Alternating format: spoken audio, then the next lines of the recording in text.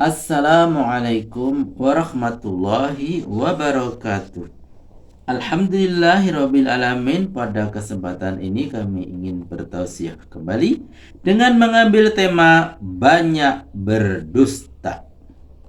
Innal hamdalillah nahmaduhu wa nasta'inuhu wa nastaghfiruh wa nastahdihi wa na'udzubillah min syururi anfusina wa min sayyiati a'malina may yahdihillahu fala mudhillalah wa may yudlil fala hadiyalah. Asyhadu an la ilaha illallah wahdahu la syarikalah wa asyhadu anna Muhammadan abduhu wa rasuluh. Allahumma shalli wa sallim wa barik ala Muhammadin wa ala alihi wa sahbihi wa man ihtada bihudahu ila yaumil qiyamah. Qala Allah ta'ala fi kitabihil karim, a'udzu billahi minasyaitonir rajim. Ya ayyuhan nasu taqu rabbakumul ladzi khalaqakum min nafsin wahidah wa khalaqa minha zawjaha wa basa minhuma rijalan katsiran wa nisaa wattaqullaha allazi tasaaluna bihi wal arham. Shadaqallahul azim. Marilah kita kembali memanjatkan puja dan puji syukur kita kepada Allah Subhanahu wa ta'ala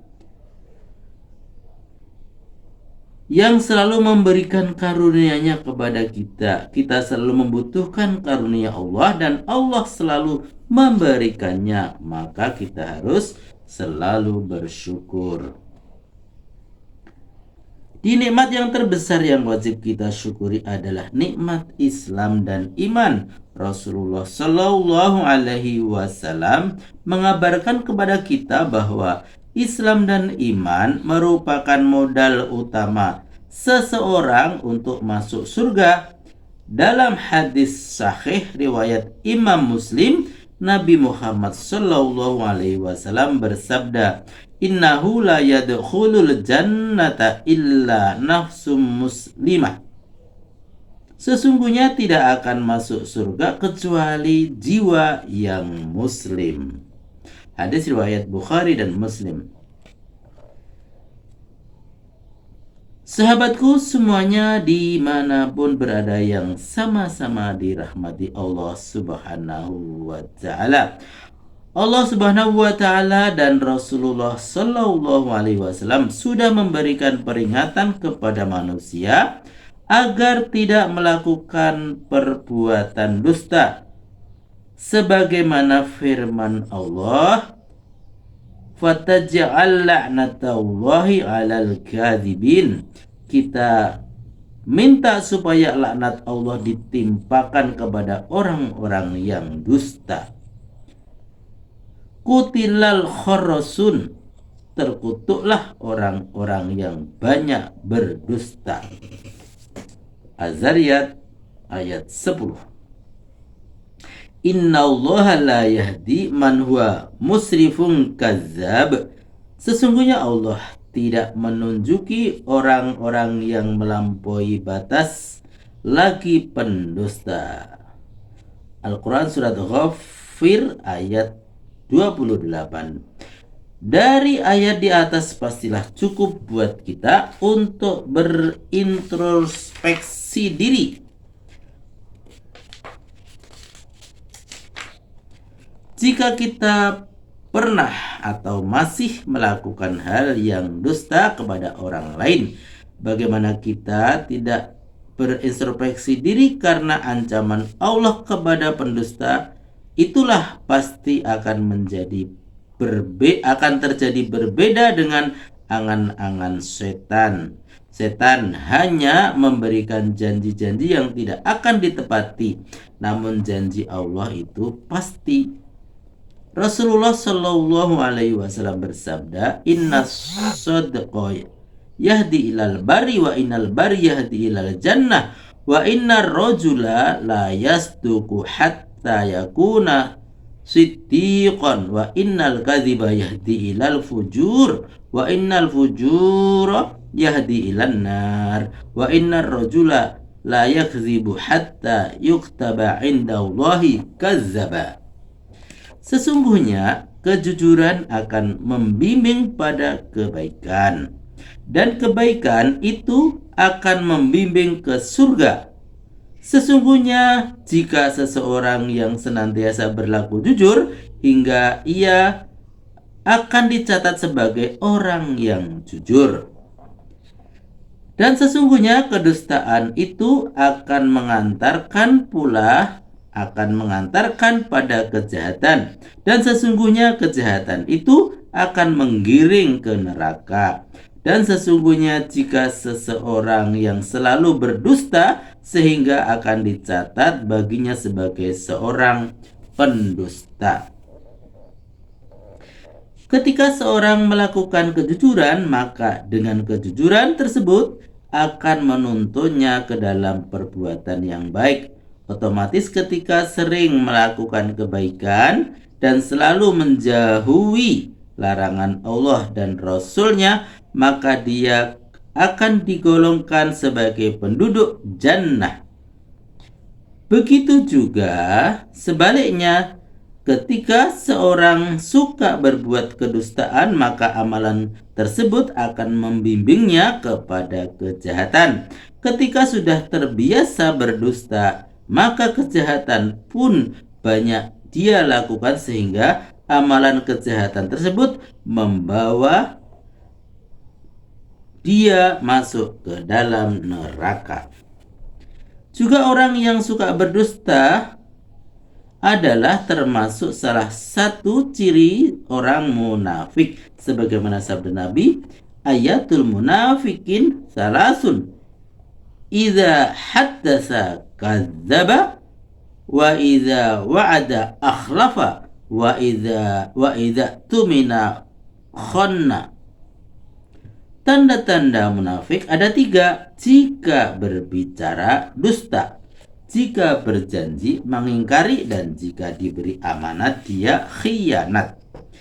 Bahkan dalam redaksi hadis yang lain termasuk tanda-tanda munafik yang tulen, benar-benar seorang munafik asli. Maka dari itu jika kita sampai termasuk golongan orang munafik yang mana siksaannya lebih pedih dan keras di neraka jahanam yang paling bawah, na'udzubillahi min dzalik.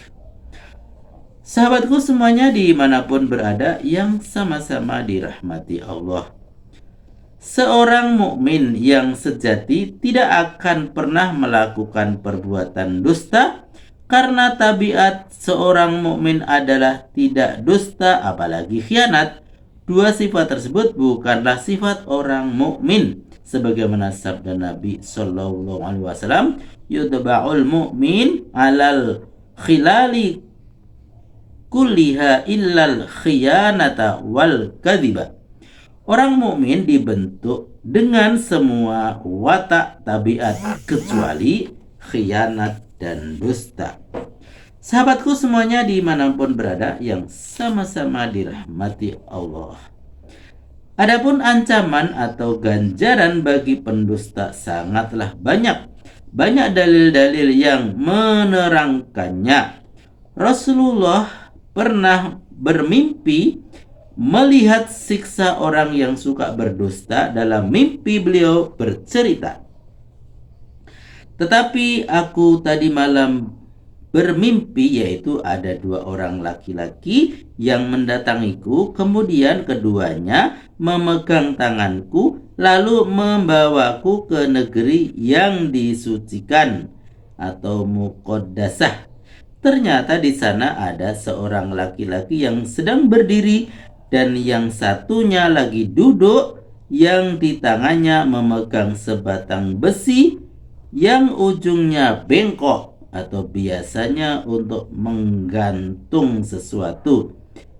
Batang besi tersebut dimasukkan ke dalam satu sisi mulut dari geraham orang itu hingga menembus tengkuknya. Kemudian dilakukan hal yang sama pada sisi mulut yang satunya. Lalu dilepas dari mulutnya dan dimasukkan kembali, dan begitu seterusnya diperlakukannya. Aku bertanya, apa ini maksudnya? Orang yang kamu lihat mulutnya ditusuk dengan besi adalah orang yang suka berdusta dan bila berkata selalu berbohong. Maka dia dibawa hingga sampai ke ufuk, lalu dia diperlakukan seperti itu hingga hari kiamat. Ancaman ini nyata dan akan terjadi bila ada seorang yang meninggal masih dalam kondisi suka berdusta dan tidak bertaubat. Bahkan Allah Subhanahu wa Ta'ala tidak mau berbicara kepada orang tersebut. Salah satu la yukallamuhumullahu yaumal qiyamah wala yuzakkihim wala yanzuru ilaihim walahum azabun alim, syaikhun zani wa malikun kadzab wa ailum mustakbir.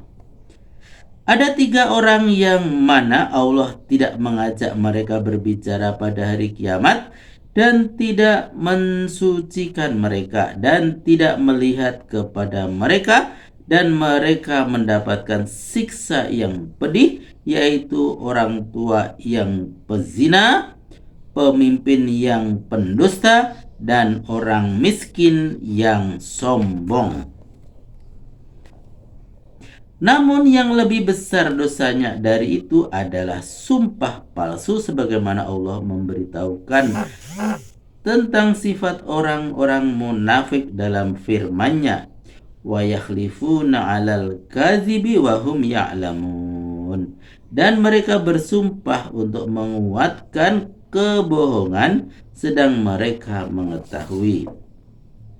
Rasulullah Shallallahu alaihi wasallam bersabda, ada 3 golongan yang Allah tidak akan mengajak mereka bicara pada hari kiamat, tidak memandang mereka dan tidak pula mensucikan mereka, serta bagi mereka disediakan siksa yang pedih, yaitu seseorang yang memiliki kelebihan air di jalan lalu dia enggan memberikannya kepada Ibnu Sabil, seseorang yang berbaiat kepada seorang pemimpin dan dia tidak berbaiat kepadanya kecuali demi kepentingan duniawi. Bila dia diberikan apa yang sesuai dengan keinginannya, maka dia memelihara janjinya. Namun bila tidak, maka dia tidak memelihara janjinya. Dan seseorang yang menawar barang dagangan kepada seseorang setelah waktu asar, lalu dia bersumpah atas nama Allah, sungguh dengan harga sekian aku memperoleh barang seperti ini, padahal dia dusta belaka. Sudah seharusnya seorang muslim itu menjaga lisannya dari berbicara selain pembicaraan yang jelas-jelas mendatangkan maslahat, sebab dalam diam itu ada keselamatan, sedangkan keselamatan itu tidak bisa ditandingi oleh apapun. Rasulullah Shallallahu alaihi wasallam bersabda, "Man kana yu'minu billahi wal yaumil akhir falyaqul khairan aw liyasmut." Barang siapa beriman kepada Allah dan hari akhir, hendaknya ia berkata baik atau diam. Alhamdulillahirabbil alamin, telah kami sampaikan tausiah pada pagi hari ini dengan judul Banyak Berdusta. Semoga kita terhindar dari dusta sehingga kita bisa menjaga lisan kita dari perbuatan dusta. Semoga bermanfaat dan sampai jumpa pada tausiah berikutnya. Billahi taufik wal hidayah. Wassalamualaikum warahmatullahi wabarakatuh.